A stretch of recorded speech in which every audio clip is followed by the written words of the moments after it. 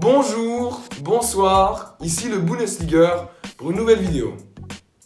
Aujourd'hui, on se retrouve pas pour parler de la Bundesliga, mais des équipes allemandes dans les compétitions européennes.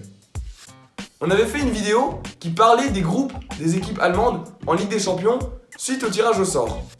Maintenant que la phase de poule est terminée, on va faire le point sur les équipes allemandes en Europe, donc aussi en Europa League.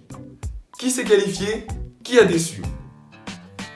On commence donc par la Ligue des Champions, où le bilan est assez bon. Commençons par le Bayern. Le Bayern a dominé outrageusement son groupe. 6 matchs, 6 victoires. C'est tout simplement du jamais vu pour une équipe allemande dans la nouvelle édition de Ligue des Champions. Les 24 buts inscrits sont la deuxième meilleure performance offensive de tous les temps en Ligue des Champions, après les 25 buts inscrits du PSG d'il y a 2 ans. Tottenham est passé également de manière assez sereine. Passons à Dortmund.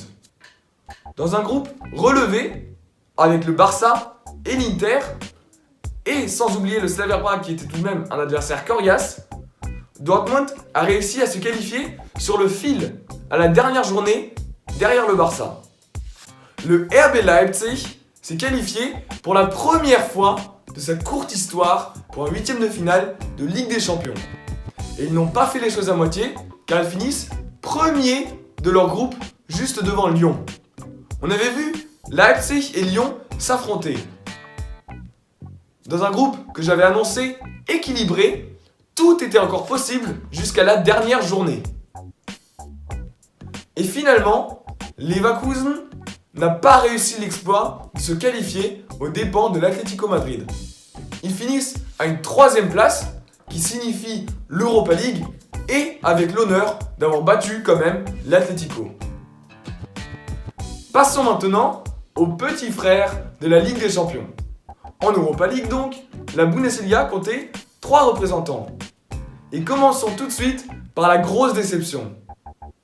Le Borussia Mönchengladbach de Marcus Thuram s'est fait éliminer par un but à la dernière minute de l'Istanbul Başakşehir. Au final, cette élimination précoce est peut-être un mal pour un bien, car dorénavant, Gladbach peut se concentrer encore plus sur la Bundesliga, car ils se sont fait éliminer déjà en Coupe d'Allemagne par le Borussia Dortmund. Eintracht Frankfurt s'est fait peur jusqu'au bout.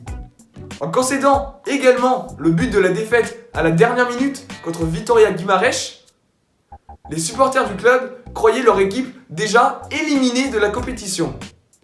Jusqu'à ce que le speaker du stade annonce le match nul de Liège contre Arsenal et par conséquent la qualification de l'Eintracht Frankfurt pour le prochain tour. Le VfL Wolfsburg du capitaine français Guy Lavogui va passer l'hiver au chaud. Ils se sont qualifiés plutôt tranquillement, juste derrière la Gantoise et devant Saint-Étienne. Au final, le bilan est assez bon pour la Bundesliga.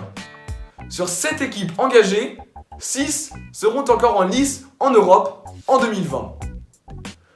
Les potentiels adversaires au prochain tour promettent des rencontres spectaculaires.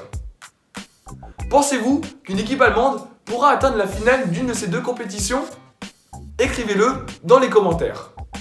En tout cas, moi, je vous remercie de m'avoir aidé à passer la barre de 100 abonnés.